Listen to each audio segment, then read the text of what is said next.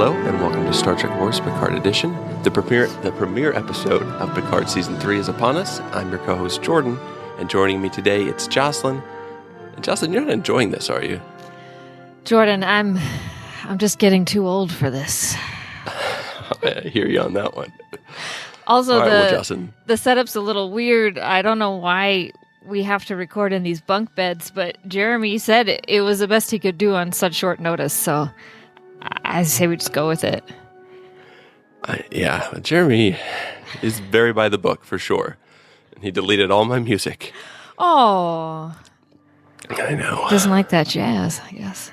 Apparently not.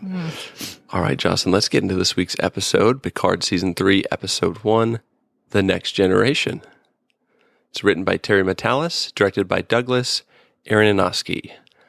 After receiving a cryptic, urgent distress call from Dr. Beverly Crusher, Admiral Jean-Luc Picard enlists the help from generations old and new to embark on one final adventure, a daring mission that will change Starfleet and his old crew forever. And I did actually, sometimes the summaries don't give you a whole lot, so I wrote an alternate summary that I think something's up a little bit better. Oh. Yeah. Okay. So I like this one better. Okay. Beverly reaches out for help 20 years after ghosting all of her friends, which is kind of weird to use the phrase ghosting and Beverly in the same sentence, because ghosting is something Bev used to do with her great dead grandmother's ex-lover. I'm a little conflicted on the dates here because Memory Alpha says it's 2411. I believe last season was 2401. But it seems like this is picking off almost where the last season ended up. So I'm not sure if this is supposed to be 10 years later or a year later or a few days later. So I'm sure we'll get some more clarification on that. But yeah, so we're back for a third season, Jocelyn. If the fans out there want to hear our thoughts and kind of recap, you can go back and listen to the previous episode where Jeremy unfroze us, much like Beverly Crusher, out of the chamber that he had us in accidentally. And fortunately, he woke us in time for Picard Season 3, but we kind of gave our thoughts on the last two seasons, what we could remember, what we thought. And I do remember last season, the opener, the premiere episode, I gave a 9, I believe. So we'll see if this can top it. Wow. I think, again, another strong start for Picard, and hopefully we can keep the momentum going. But I'm definitely much more optimistic this season. What were kind of your first impressions, Jocelyn? First impression is, strong beginning, lots of action. Everyone has something to do, which is nice. Everyone is very proactive in their roles, which I liked. And it's faces I haven't seen in a while. Some of those faces look very different, but hey, that's fine. I'm excited. I am cautiously optimistic about this season. Yeah, I don't even think I'm that cautious at this point. I really like the way things are going. I believe in Terry Matalas, and as long as they keep some of the other writers who have worked on it away and just let Terry Matalas write it and do what he wants to do, he seems to have a much better vision and grasp on the next generation and the crew and where the story should have gone probably last season. I think they could have combined season 1 and 2 and cut out half those episodes and had a really strong first season, and then could have started season 2 here. But we're here. I'm glad we are. It was a really strong start, I thought. So let's get into our pros and kind of get into the details of why you liked this episode. Okay. Or maybe you didn't. I don't know. Yeah, you don't even know. No, I did. And we're going to start, obviously, the pros where we always start, and that's with the fashion. Picard, in that Peaky Blinders moment, when he meets Riker in Guinan's bar, that is very good headwear for him. I love it. I really hope he does have a little razor blade sewn into the bill of his hat, because that would just, I don't know if that's really in keeping with his character, but it would be cool. For shaving his head, of course. Obviously. He's got to keep that bald head nice and crisp. Why else would you have a razor blade in your cap? Exactly. I don't even know. Beverly wearing the OG Wrath of Khan era Starfleet jacket with the plush lapels after we get that intro credits that are basically, that's the font from Wrath of Khan. Well, also, and you know why she's wearing that jacket, right? No. Because it's cold. In space. Well, I don't know. Beverly in that jacket is making space a lot hotter than it was previously. She's got cheekbones for days. She's got that gray in the front. Old lady in the front, but young lady in the back hairstyle. Love it. Yeah. She's we'll talk more about her, but just like the look was very great. As far as fashion, that's the end of the list for me. Those were the two fashion moments that were really great. Everything else was pretty much Star Trek-y, Starfleet-y. Yeah. You know. That's the pros for me. Right. That's it. The most obvious pro, obviously, is that this thing is what we wanted, what we thought we were getting, I think most of us, with Picard season 1. And then it was very different. And we were like, oh, okay. And then Picard season 2 was like, oh, wow. And then it was like, rah, rah. But now, exactly. You like that? Yeah. In lieu of words, I'll do sounds. But this Pac-Man, is yeah, hit exactly. by a ghost.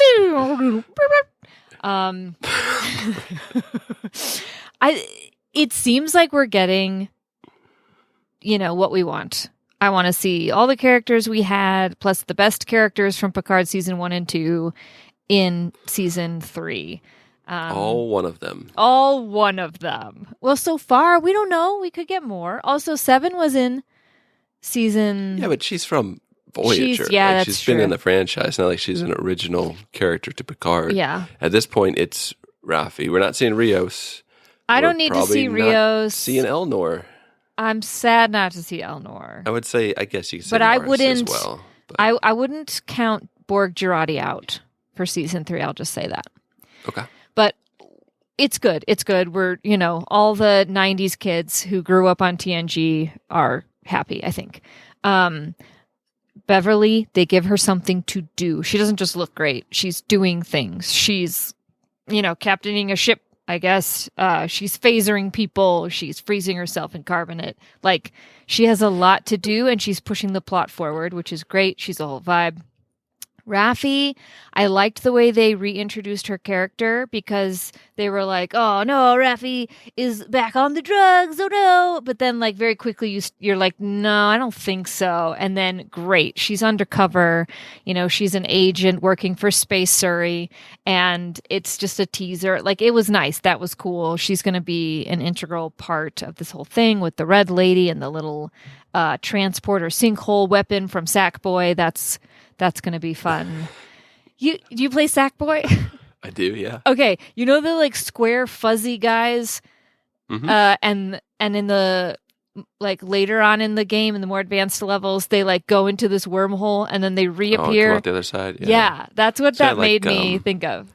Like Portal, the game Portal as well. Yes. Very similar to that. Exactly. That was a very cool effect. I like that. It was a very cool effect. This whole sinkhole, and then the whole thing rest in peace to everyone in that building. But right. I mean, we did have at least it looked cool. Death on a mass scale. It wouldn't be Star Trek if we didn't. But yeah, it looked cool. Very cool. Beverly has a son. What? Gasp. I wonder who the father could be. Oh, I don't know. Who could it be? She has a second son. She has a second son. Oh, yeah, there's that other guy. Yeah, who? Oh, God, I can't remember. I can't either. His name. He's off traveling or something. Yeah, I don't know what happened to him, but like she's got another son. He's much younger, cute guy. I don't know. Who could the father be? Anyway, I like it. I believe Jeremy and most anyone out there who's ever seen any Star Trek called it on this one, but I'm into it. I think it's going to be good. But the biggest overall pro for me is I really like just how pointedly this seems to be an apology tour for Nemesis. I feel like season 3 is Nemesis everyone. Yeah, it's the Nemesis Apology Tour. We're sorry for Nemesis. This is our apology. If you didn't like, Picard's evil offspring in Nemesis, here you go. Here's a cute guy, and he's very helpful, and he also has a British accent for some reason. Hair. Yes, we recognize that young Picard actually had hair. We're going back to our roots here. Oh, you like Wrath of Khan? Remember that one? That was a good one. Well, we're bringing back the music. We're bringing back the jackets. We're bringing back the font. Remember how Kirk had a son in Wrath of Khan? You liked that. Well, guess what? Now Picard has a surprise son. Dr. Carol Marcus? Yeah, exactly. They're Dr. Beverly Crusher. They're bringing back everything people have always loved and just shoving it in this season, and that is fine with me. You're stealing a ship out of a spaceport almost, hijacking one from a jerk captain? Under false pretenses. Yeah, exactly. We'll get more into that in the cons, but those are my pros. I do have one neutral zone, and that is Laris is one of the coolest new Trek characters that we've ever gotten. I really like her. I am cool with her and Picard's relationship. It's a very and this is not a dig, but it's a mature relationship because I got to give it to Laris. Picard's yeah, my old girlfriend sent me a text basically you up? You can come save me now? And so instead of going with Laris to Sheltalk 4 and chillaxing by the Sonic pool, he's going to go save his former lover. And Laris is well, do what you got to do, man. I'll be here when you get back, which is a bold statement for a woman who's dating a man who, according to this timeline, is over 100. Yeah. And has an android body that will age at the correct rate of a regular human body. So what is the life expectancy on this guy? You know what I mean? Yeah.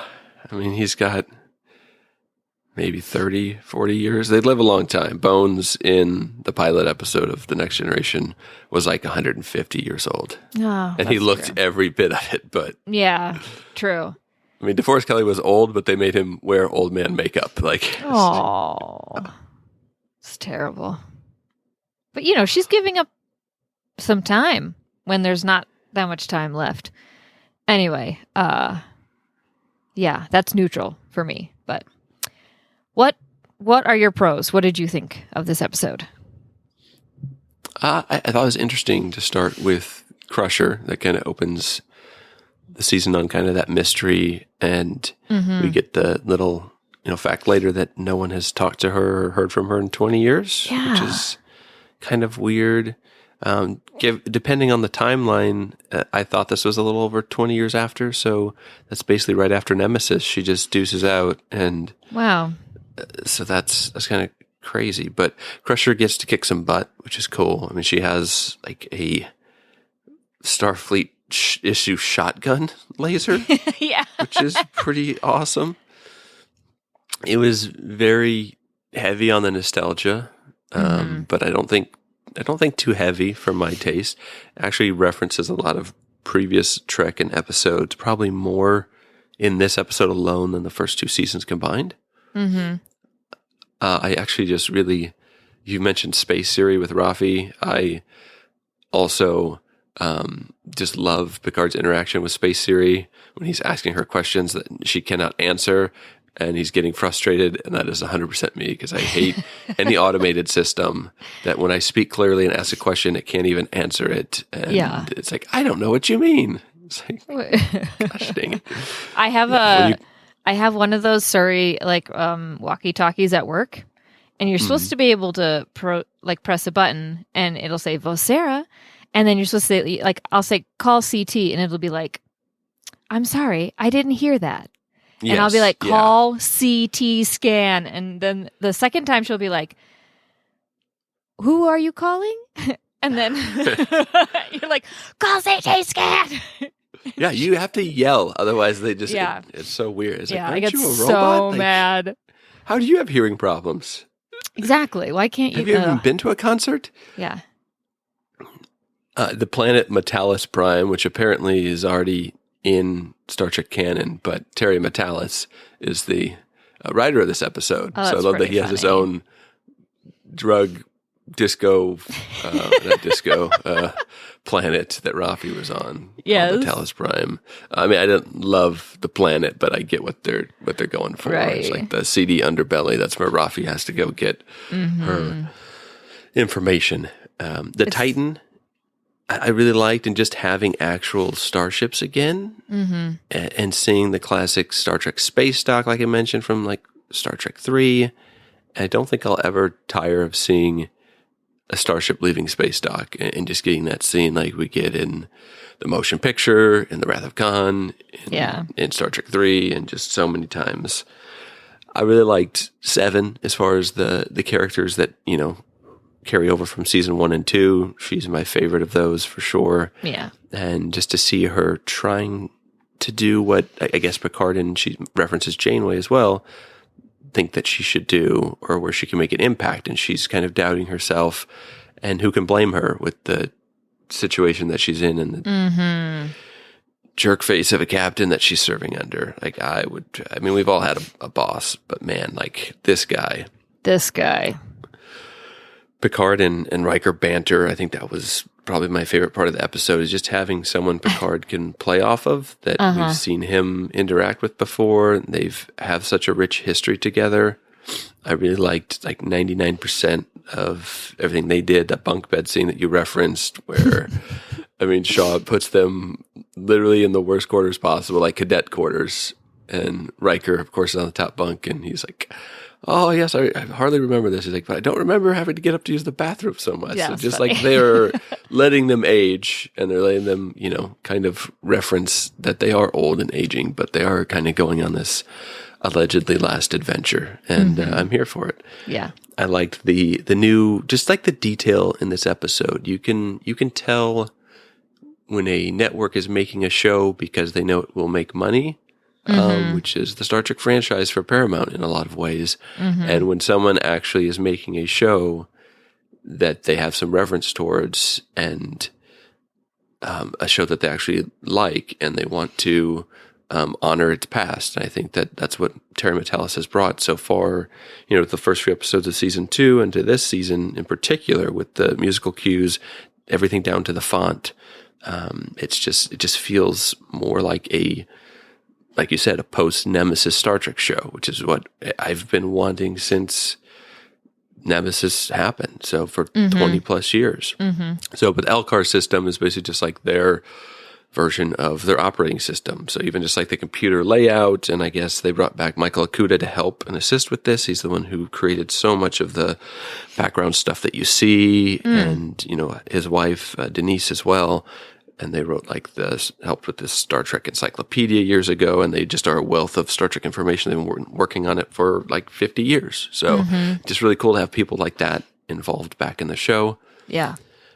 Riker going full dad mode and telling embarrassing stories about Sydney LaForge was pretty funny. And I mean, I get the nickname that she crashed 2 shuttles, but if anyone deserves the nickname Crash, it's Chakotay. Like, he crashed 2 shuttles in the first season of Voyager. Yeah. And then like 6 more. And they only had 2. So you do the math. Also, just a commentary on that person as a person. Touche. I love the use of the classic TNG music and the previous movies in kind of the opening credits. They didn't do their normal, like, long, whimsical music telling a story with the grapevines and all that stuff. It was very much, and maybe there'll be a different intro next week, but I just like the nice, easy, quick Star Trek. And then the end credits are really cool too. It's kind of like that very LCARS and Tour of the Ship type cool end credits with great music from First Contact, which I just absolutely adore. Yeah. And just all the small things, like I mentioned, that font, the music, it just helps it feel much more like the Star Trek that we know and love. That's kind of been absent for the last few years. And really, for Beverly, just finally having a son she can love. I think that's important. I mean, I don't think she's winning any Mom of the Year awards anytime soon, based on locking her son in a room. Like, it's not like he's a child. He's like a strapping 20-something-year-old man. Why was he... Okay. I'm sure that's part of the mystery. That's something we're going to have to find out. And they just, wait, but then, like, he's out. Mm-hmm. At the end when they show up. She probably unlocked it so that he could put her in the stasis pod so she doesn't die because she got shot up. Do you think it was just to keep him safe in there? I don't know. I would imagine, but I'm not sure. He better not be our villain. That's all I'm going to say. Yeah, I doubt it. He better not. The quantum tunneling tech that they used, I think they mentioned the Daystrom Institute at one point. Yeah. So I think this is going to tie into the baddies trying to steal this equipment, or maybe Crusher knows something about this. Mm-hmm. But that's obviously what they use to destroy that Starfleet building that we see on the planet that Rafi's on, where it tunnels and then drops it on top of another part of the city, which is pretty crazy. Very effective. I mean, you don't want to waste energy and technology. No. That was very good. It's really good. That's like reusing your dishwater for like to water your plants. It's reuse, reduce, recycle, Jordan. It's the space version of that. I know. I can respect the villain that reuses and doesn't waste. I know. You got to like him in some way. And I guess this is it. Neutral zone wise, with this plot, I'm going to give it the benefit of the doubt because it's the first episode, but just Crusher not talking to anyone in the past 20 years better have a very good explanation. Like a reasonable explanation. Yeah. I can't imagine what it is.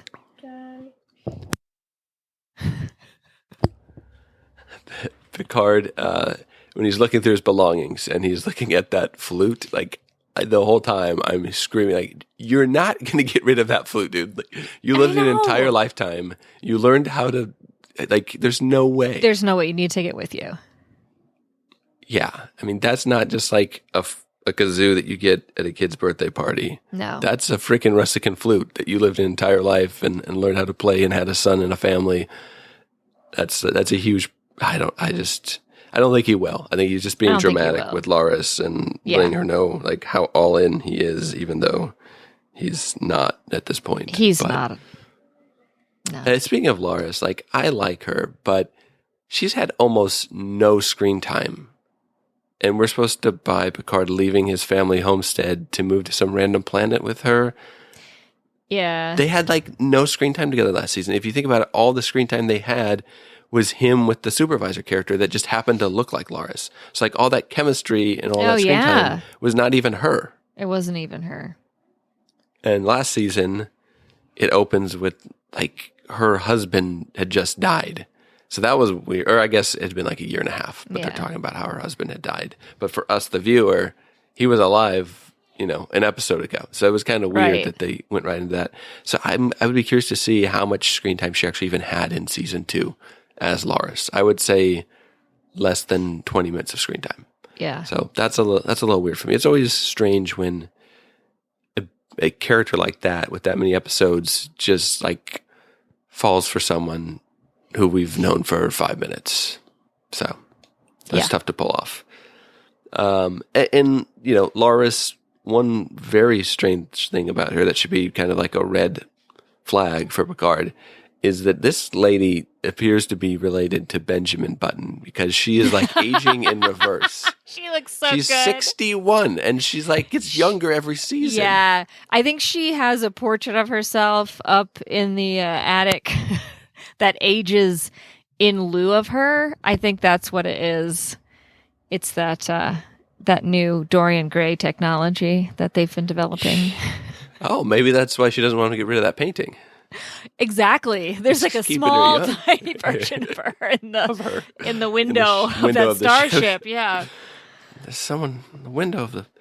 I will say this is kind of neutral zone as well, but just like the scale of the ships and the shuttles. I noticed the shuttle first when they're going through space dock just looked huge compared to the ship, and then like it transitions to a different scene, and it could just be perspective. It looks smaller, but then when the spaceship docks on top of Beverly's ship, it is humongous compared to like the saucer section of that ship. Yeah. So it's and then we see the ginormous. interior. Like this is like a Doctor Who situation that's just unexplained at this point. And Star Trek has never done a great job at scale, like ships, planets, smaller ships, Sure. larger ships. I will say the ending shot of this shows off the scale of that is a smaller ship that Beverly has, but that ship that looks like a what's his name from Star Trek 2009, the Romulan miner.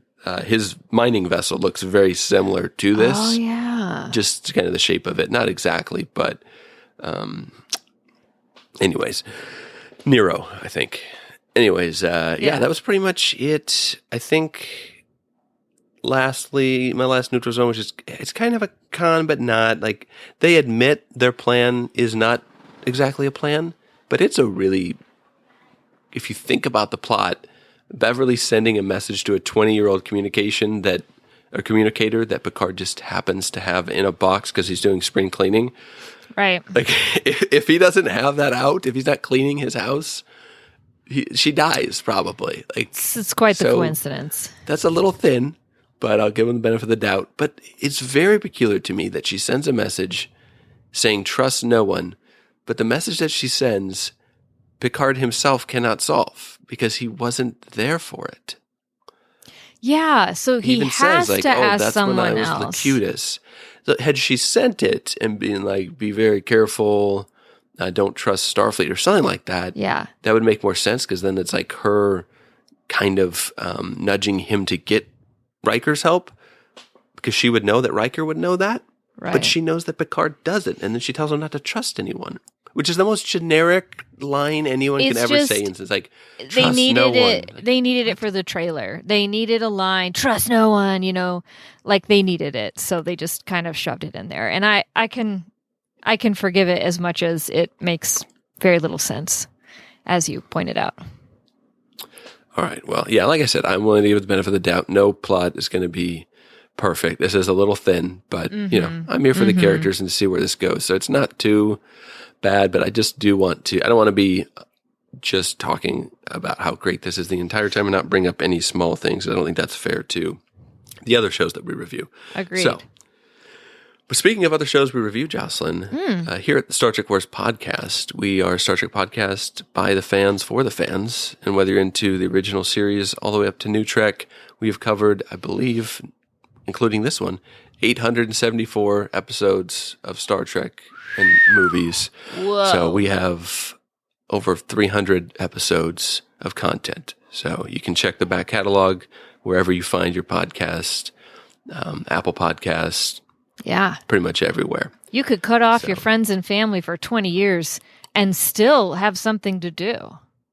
You could. I mean, pull a Bev Beverly is clearly Crusher. listening to all the podcasts. Yeah. She's listening to Picard's old logs. That's what it is. Yeah, she just needed to catch up on some pods. That's really what it was. Absolutely. Shit, yeah. And it could take a while. If you want to support the podcast and you like what you hear, you can go over to patreon.com/Star Trek Wars. We also have a Facebook page where you can discuss the show. We'll be reading comments from our fans over there. And you can also vote on the polls and have your voice heard and your vote heard, which we'll discuss later. That's at facebook.com/groups/Star Trek Wars. So, Jocelyn, we've come to the con segment of our podcast where we talk about the things that maybe we didn't like so much or maybe just concerns. I don't have a ton of cons. I'm guessing you may not either, but let me know kind of what you weren't feeling about this week's episode. I just have a few. The first thing is Riker and Picard meet up at Guinan's bar, but there's no Guinan, which was kind of disappointing. I understand logistically why that might be, but just kind of sad. Also, you gotta love Picard being like, Riker, I have something really important to discuss with you. It's super secret. Trust no one. And then it's like, let's go to a crowded bar where anyone can overhear our conversation. Yeah, I guess they want something, a loud environment or something where I they guess can't be so. overheard, but there are better places. Yeah, you can be so surrounded with people that you're essentially alone. So I get that. But they just needed a drink. They just needed a drink, don't we all? Riker and Troy are apparently fighting Like he alludes to like, and their kid like not wanting him around. Didn't love that. Yeah, I don't love it. Here's what I don't love about that is I feel like in most shows or movies or whatever, if they want to like up the ante on the tension in any given plot, this is just like an overused plot device. They'll just take two people who used to be in a relationship or are still in a relationship and make them fight. And it's like, oh, look, tension on tension on tension. And it doesn't work anymore unless you're literally writing a show or movie about this couple who are fighting and their relationship. But it's not. This is Star Trek. You don't need to use this. Why are you taking one of the most beloved canon couples like Troy and Riker? And there better be some great payoff to this because this just seems like something they threw in.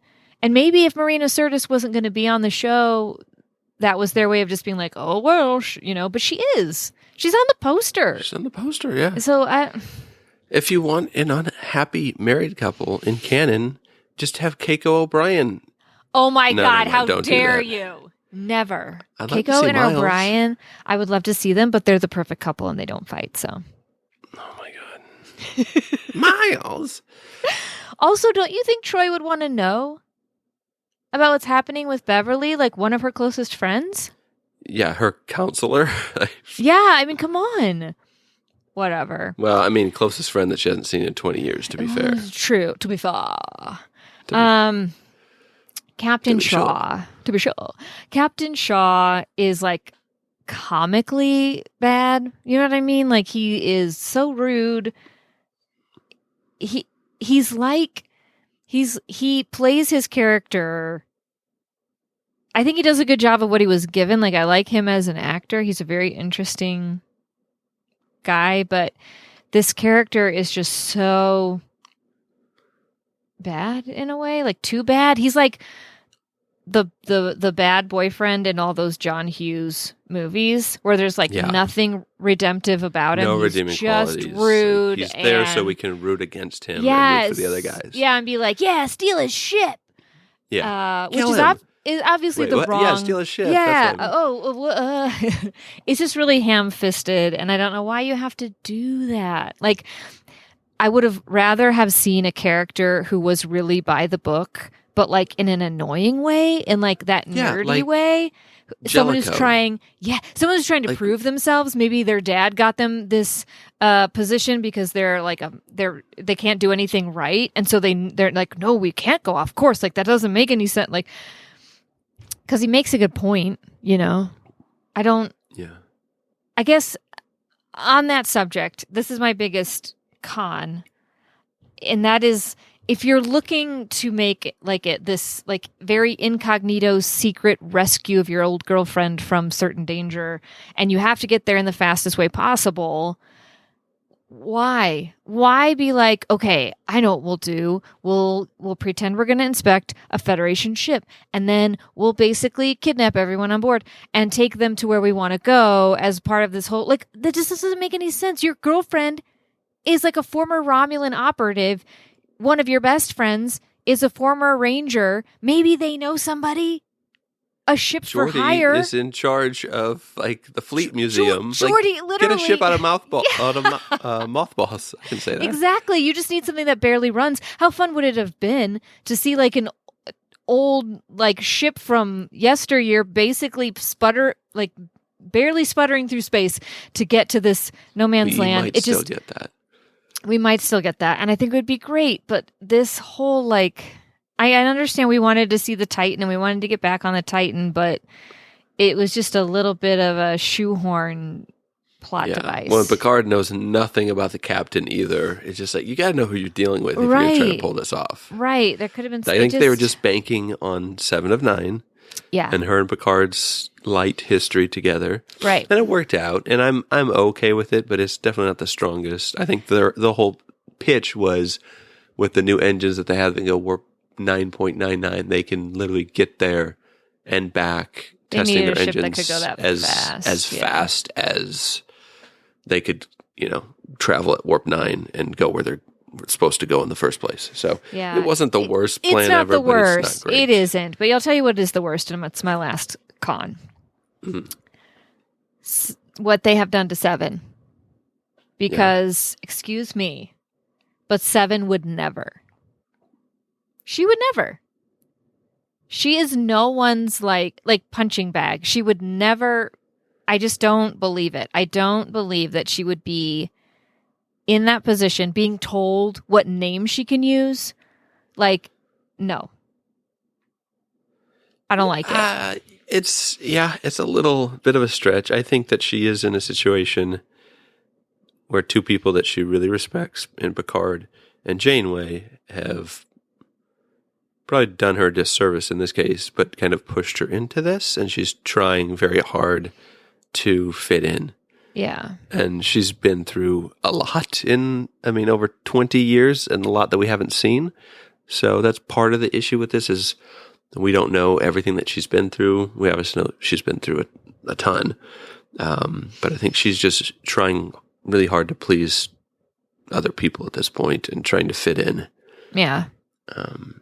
It's a little hard to believe, especially. It just depends on how long she's been serving under Shaw, which I don't know the timeline exactly.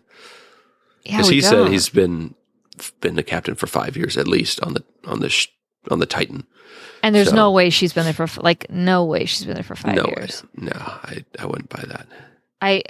I'm not saying it's some conveniences, implausible. Sure. I think it's more I just don't like it. Yeah, I think it's a little bit of both. I don't like it, and I think it is kind of hard to believe, but yeah, we will see. All the characters are kind of pushed to this area where it's almost hard to believe, but that we've seen so far. We will see if they can pay it off. Exactly. What are your cons? Do you have any cons? Yes. Yeah. My first con is the first scene where you have a phaser rifle that you're in the middle of battle, and instead of like getting a low battery warning, it's just like, I'm dead. It's like, no, I'm dead because you stupid phaser didn't warn me that that was my last shot. Like, come on. That'd be like if your phone had no battery indicator and you just had to guess, and then it just dies on you. Like, I know. Only your phone's a phaser and you're in the middle of a fight. We could have gotten the low battery warning and still allowed it to run out because you can't. It just like details. Yeah, it's kind of weird. And also, I don't think I'd want a phaser that just says, battery dead. Like when your and announces enemies are it within to your earshot. enemy. Yeah. You got no shots left. Dang it. Thought I put you on mute. Yeah. You're a sitting duck. I wrote this con. I feel a little bad because I said I'm so over the Rafi character and her awful storylines. Maybe don't send someone who's addicted to drugs to the drug planet. That's kind of what I added once I found out what was going on. So it is kind of really mean to Rafi. It's kind of mean, but like she's lived that life, so she knows how to do that. So like I understand it from that point of view, but I feel like she's going to have a relapse here. And I did kind of buy it when they first showed it. Like, oh, Rafi's. Because Seven is off on the other side of the galaxy. She's like, she left me, and now I'm strung out. And I was like, oh, man. I was so mad. But then like halfway through it, I was like, wait, no, they wouldn't do it. They wouldn't do it. Surely not. And I'm glad they didn't. Yet. And like, think of any like undercover cop show that you've ever watched. Who do they send to infiltrate the ring someone that's been there before. Yeah, someone who's an addict. Or they become an addict. Or, So that makes sense, but yeah. Give her something else to do. She can do so much. I know. And you brought this point up, and I'm going to bring it up again because it's my least favorite thing of this episode so far, or of the season so far. Deanna and Kestra needing a break from Riker. Like, because why? Because we saw them. They were happy. Like, can't some of our characters have happy lives? Like, we have enough tension and drama with Beverly being away for 20 years and these characters not having seen each other and Seven being in the position she's in and Rafi and all the mystery and like these crazy Hellbird characters. Like I don't need that. Also, we're supposed to be laughing, like yucking it up with Riker and Picard, but in the back of my mind, the whole episode, I'm just like, Riker, what did you do? Yeah. What did you do? It's Imzadi. Like, come on. You did You did something. And so I can't just like wholeheartedly enjoy you right now because I don't know what you did to one of my favorite people. But he's Riker. Like, I don't think it's... but, like, the daughter, too. Like, really? Yeah. Like, why does she have to be mad at her dad? Like, well, he did something. Apparently. Aside from that, I kind of already talked about the Beverly's message to Picard and how that was a little thin, plot-wise. Captain Shaw is in my cons, for sure, because I understand having a character like a Jellicoe, who is by the book that the crew doesn't like, but he's kind of in the right, which he kind of was. And as a kid, I hated him. And I still kind of hate that character, but for different reasons.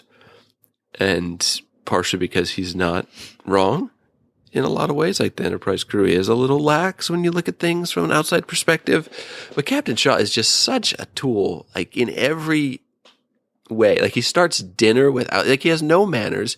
He's a complete jerk. Yeah. He's, like you said, no redeeming qualities. And I mean, the actor's doing a great job. So I'm not going to hate on him, but it is almost like that cartoonish guy to root against, like you talked about. So we'll see what they do with him if he comes around, or if he just dies and Seven takes over the ship would be my preference, but we'll see where that goes. And then my second to last con is Captain Shaw again, because I just had to write him down twice. Oh, okay. Don't like him.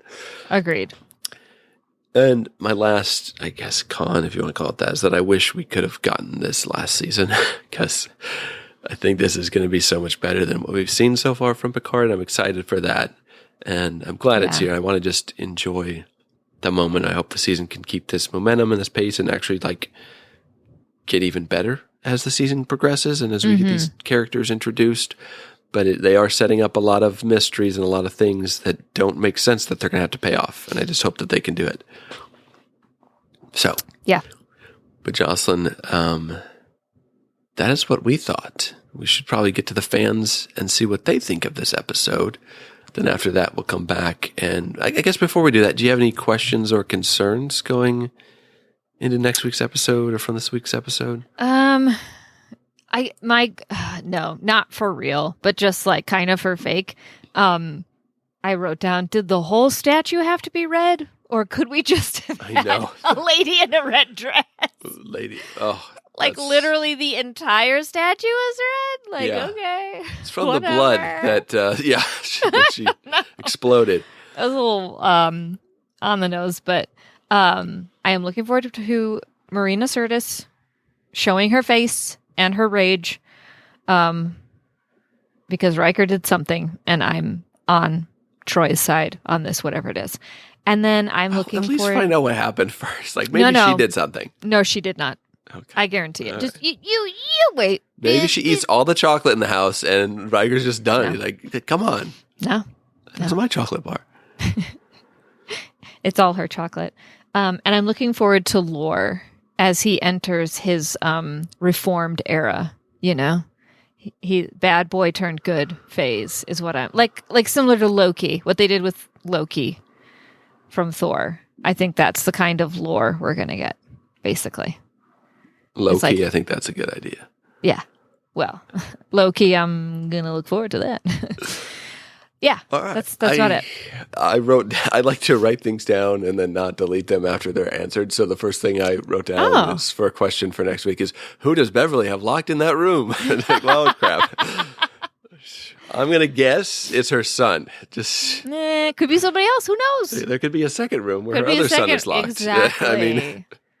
How deep does the rabbit hole go? Indeed. Which character will we see next? I think is a question that I have. My money would be on Worf, which is also... I really hope it is Worf. The answer to my next question, which is who is Ravi's handler, which I would think is Worf. You think so? Well, I mean, it's a Siri woman voice for one, so it's probably not a woman because they're probably trying to misdirect. Okay. And then secondly, he says, you are a warrior, which I don't know why he would say that to Rafi, but like, who else would say that? You're right. That's a very Worf thing to say. It is. Oh, that'd be so cool. And then the line where he's like, I think Siri overhears him order a drink. He's like, prune juice? I was like, oh, of course it's Worf. So anyways, I don't think we're supposed to hear that. Oh, I missed that. Yeah, I know. I had to turn the volume way up. Wow. But Jocelyn, we've teased it. Now we need to get to it. the fan comments and what the fans thought, and we'll see if they had the same opinions we did. Yeah. Or maybe they hated it. Let's find out. Maybe they did. Okay. Kick it off with Chris Toffa, I believe. Maybe I'm saying that right. Maybe I'm not. But Top of the morning to you. Top of the morning. Episode 1 left me with so many unanswered questions, just what it needed to set up for the final journey. The relationship between Picard and Riker is just seamless and thoroughly enjoyable to watch. Nice twist with Rafi. Good to see Seven in uniform and Beverly's curious return. And I want to jump into my TV and bitch slap Shaw.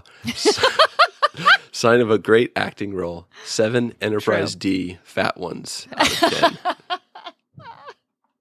No one wants to buy the fat ones. No. Aww. Jeremy Reed just has a very short commentary on this week's episode. Yeah. Welcome back, Trek. It's been over at least a month since the last new episode, and I'm pretty sure that's the longest Star Trek has ever gone between new episodes. And welcome back, gang! Shout out to Joselyn. Hey, that's me! And Jordan. Jordan, of course, is my Trek brother from another mother. My Han Me Boogie from another Moogie, if you will.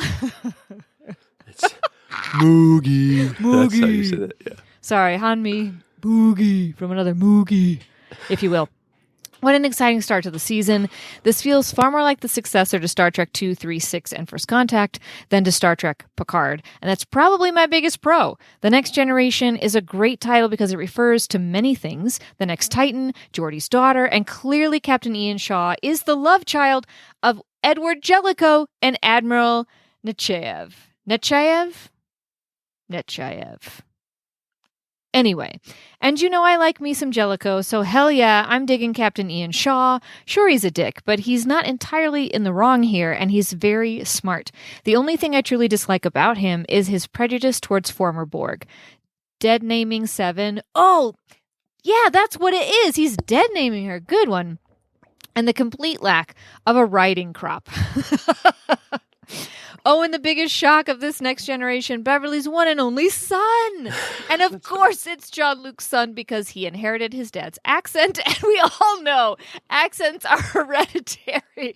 It's science. Hashtag do your own research. Oh, and now that Beverly has a new and improved refitted son, can this guy be the new host of the Ready Room? Now we know that the D... Oh my God, yes, please. Hey, I will not stand any Will Wheaton bashing on this show. You've already done Will Wheaton bashing. Hey, I'm allowed to do it. Okay. Now we know that the D stands for in Enterprise D, dumpy. I have this huge theory. One so big, I don't even want to mention it because I'm 90% certain it's going to happen, and I don't want to ruin the surprise.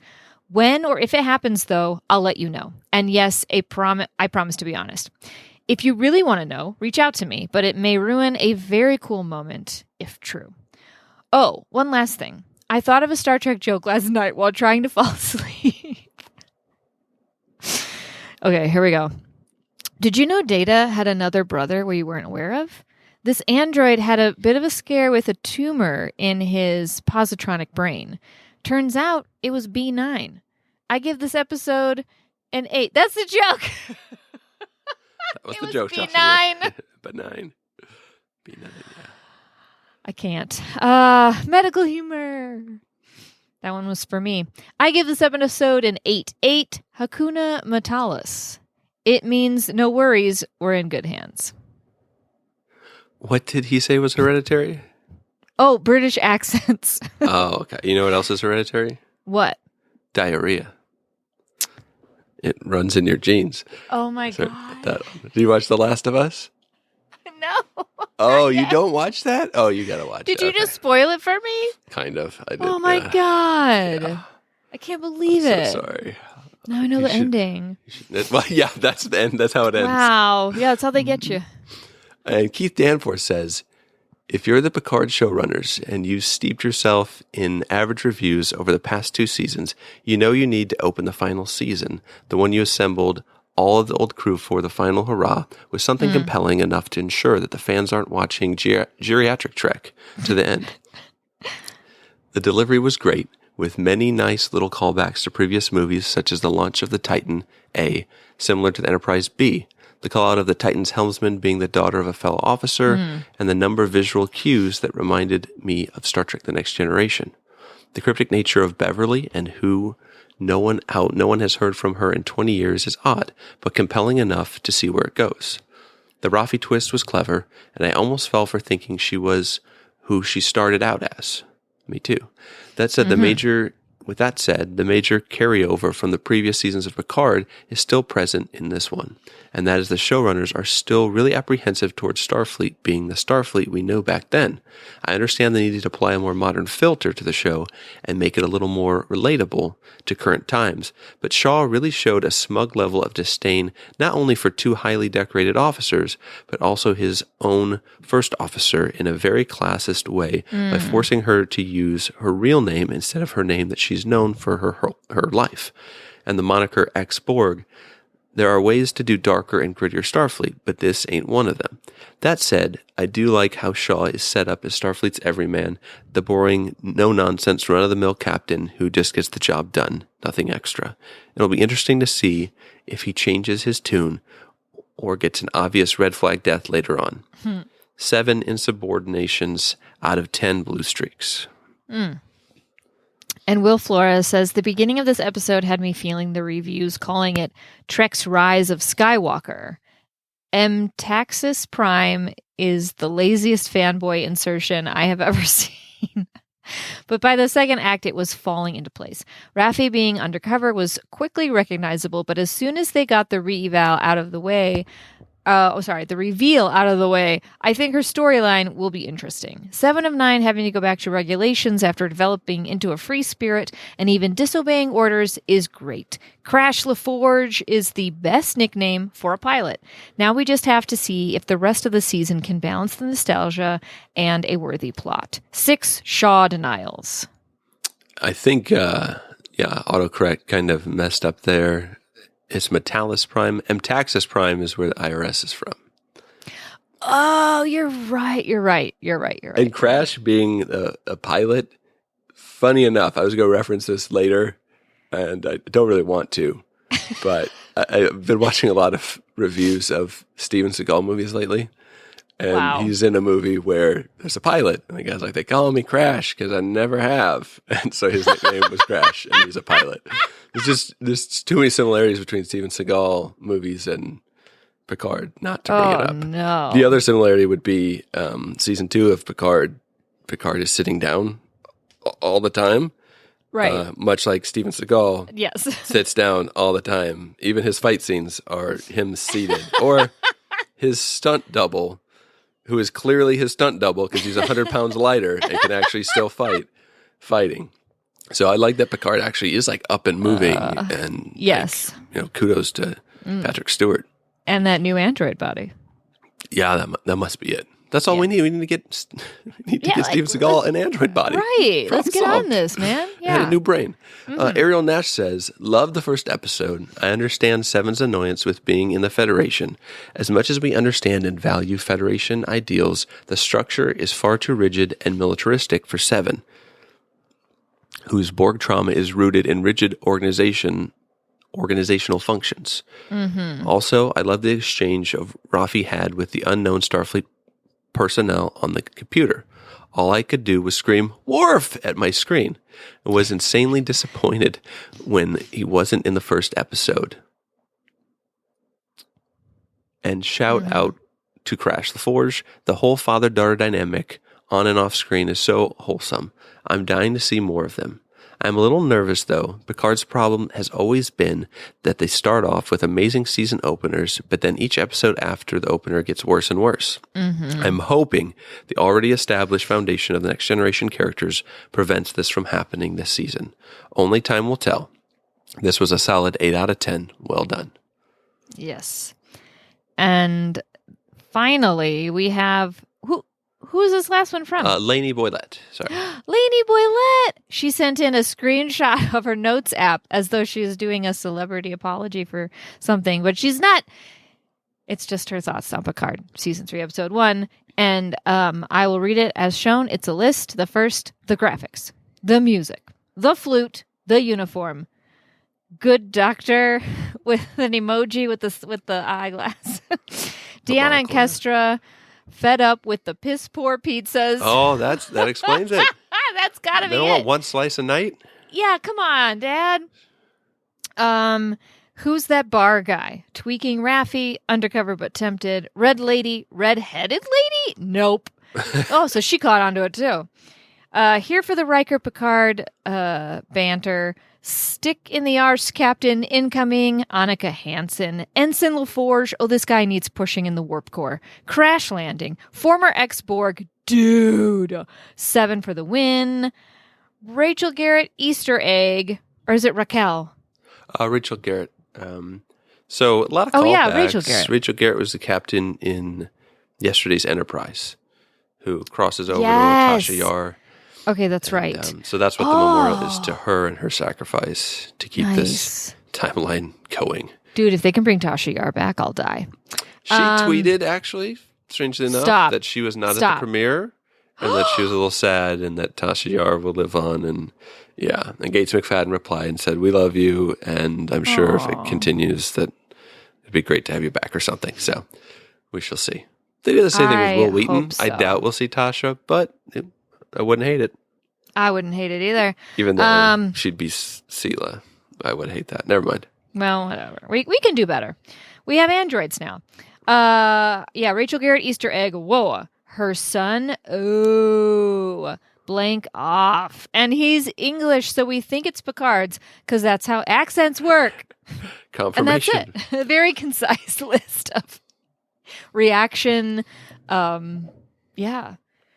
Yeah, who's the guy at the bar? They did the same thing last season at the bar where there's a guy sitting He was listening to them, right? Yeah. So I don't know who that is, but I'm sure we'll find out at some point.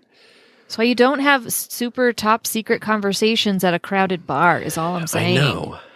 The stick in the arse captain, Laney actually was onto something there because in Star Trek 3, the captain of the Excelsior has like a stick that he carries around. And that little riding crop. Yes, and so does Captain Shaw, but we don't see it because it's stuck up his butt. So Jocelyn, super excited for this season. I think a great first episode. Thanks to the fans for everyone who commented and voted on the poll. Mm-hmm. It's time now to rate this episode and see what we thought numerically about this episode. What do you rate The Next Generation? I actually gave it a 9. You actually gave it a 9. Okay. As in 7 of 9 would never. I still think they're doing her dirty and they better make up for it. Yeah, I do agree. I gave it an 8.5. I want to leave a little room to go up in the future. I thought it was really good. There were a few little plot holes here, and I think it was a really strong effort. I was hoping to see maybe a few more characters, but I think that's what's going to be really great in this season, is that each episode will probably get a new legacy character revealed and how they do that and how everything comes together. I'm glad they didn't rush it and do everything all at once. So, awesome. Yeah, so the council, adding up their score, comes out to an overall score of an 8.2. So, wow. Really solid. Pretty high. Quick math says that's an average score of an 8.38. So that's pretty darn good. Yes. Just see if they can keep that going. Well, Jocelyn, do you have any predictions as to what's going to happen next time on Star Trek Picard? Actually, I'm pretty sure I know the entire episode, so I'll describe it to you now. Yeah. Okay, perfect. So next time on Star Trek Picard, Dr. Crusher is thawed from her med pod after Picard, Riker, and Seven go safely underground to escape a tyrannous Captain Shaw who's out for blood. Crusher tells Picard that Jack is indeed his son, then tells him she has something amazing to show him, something science-built, a project that has created life. She leads him down a tunnel in the underground, and they emerge to find a spectacular sight. It's Shinzan, his other son. Just then, Picard's... That's right. Just then, the communicator chirps, and a rescue is on the way, led by none other than Wesley Crusher, Picard's other secret son. How will Picard take the first-time fatherhood in his 90s? Only Rick Berman knows for sure. Oh, my God. Yeah, it's going to be a spin-off. It's a 30-minute comedy show about Picard basically being a new father in his geriatric years, and showrunner is Rick Berman. Where's that guy been? He used to do Trek and then he just didn't, and I'm wondering like what happened. Like, did he? Gosh, I just wonder why he isn't involved anymore. Everyone in the IMDb basement seems to think he was better at Star Trek. So I wonder why he's not doing it anymore. Jordan, do you have any idea why he might be not doing Trek anymore? Star Trek Enterprise? He did Star Trek for a very long time. And I think by Enterprise, there was almost a burnout period. There may be other reasons also as well. Yeah, but I think you should Google him. Yeah, I could only imagine. Yeah. So next time on, I didn't really have much of a next time on. I just have a joke, and it goes a little something like, I'm not fat. I'm just Galaxy class. So. Justice for the Galaxy class ships. I know. It is kind of They sad. look great. They do. They do look a little They move just as well as all the other classes of ship. Yeah.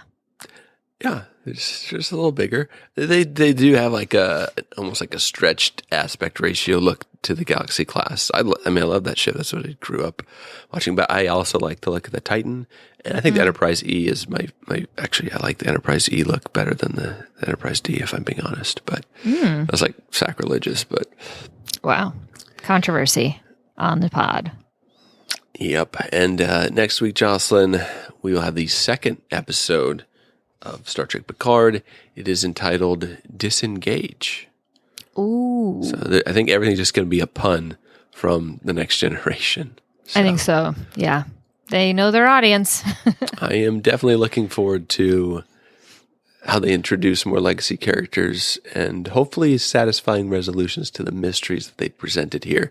But before we leave, Jocelyn, I think we did have one final review that you wanted to go over from a fan that lives in a basement. Oh, maybe? We didn't go to the basement yet? No, and I should have reminded. I thought we could have avoided it, but all right, fine. We can go down to the basement, but I am not staying long. Okay, it smells down there and it's sticky. Why is everything sticky down here? I don't know. Don't touch anything, okay? Don't touch anything. Yes. So let me tell you, the IMDb comments section, the reviews, which I'm using air quotes, because literally anyone can leave one. There's no standard of operation down here. However, much higher rating for this first episode of season 3. And one such rating is from, it doesn't matter who it's from, but they gave it a 9 out of 10. However, spot the problematic comments if you dare. The subject is a return to Berman era. Okay. Oh, yeah. And he just basically goes on to say that the first episode of Picard season 3, he's, finally they understand the wider context. Finally, it's a return. It's a sequel to the post-Nemesis, visual continuity. It's very much part of the DNA of Berman era and classic Trek.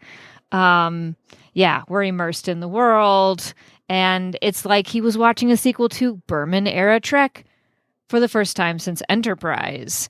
And he also likes Terry Metalis. I think we all do. But he mentions Berman's name no less than 3 times. And that is 3 times more than I ever care to remember that person. And again, if you know, you know. And if you don't know, you have Google and you should really figure it out. Anyway, let's get out of the basement. I don't want to come back here. All right. I don't like it down here. Until next week. Well, Jocelyn, like I said, we will return next week for Season 3, Episode 2. Anything, any final closing thoughts that you have? Any hopes, dreams? I am so glad Trek is back. It feels good to look forward to something like week to week. And it's giving me something to look forward to. And I'm really excited. And I can't wait to see everybody and see what they do. And I really hope it's good. I hope it's good. I agree. I think we all share the same sentiment, and it's just good to have like an entire, like a collective fan base having this positivity towards a show that we all love, because it's so weird when you have the show that so many people like, and then they make these new versions of it, and it's a lot of hate, and it's not going the direction people want it, and all that. So weird is one word for it. Yeah, I'm just glad that we can kind of share this. And everyone seems to be positive towards it right now. We'll see where it goes, but I am pretty optimistic and definitely looking forward to each week and where things go. So it feels like a return to TNG, like kind of what people wanted initially, and just seeing these characters that we love this long after it premiered in 85? In mid-80s this came out, and these characters, it's almost a miracle, and this sounds kind of bad, that all these characters are alive, and like they all look great. And available. You know what I mean? And they want to do it. Yeah. They have good memories of it, because that's not always true of these shows that are like intensely popular. I was thinking of a show like even Babylon 5 that came out after Next Generation. Unfortunately, you couldn't do a revival of that show in the same way because over half those characters have passed away. Have they really? Yes, it's insane. So I think we as fans need to be, I want to say counter Lucky Stars because that seems a little too cheesy. But just like we're fortunate that we're able to, most shows do not get this second life. And I hope it's good. And I'm excited that we're actually getting this, because you don't get that very often. I mean, we still haven't gotten a second season of Firefly, so. I know. But, all right, Jocelyn. Well, until next week, computer and program.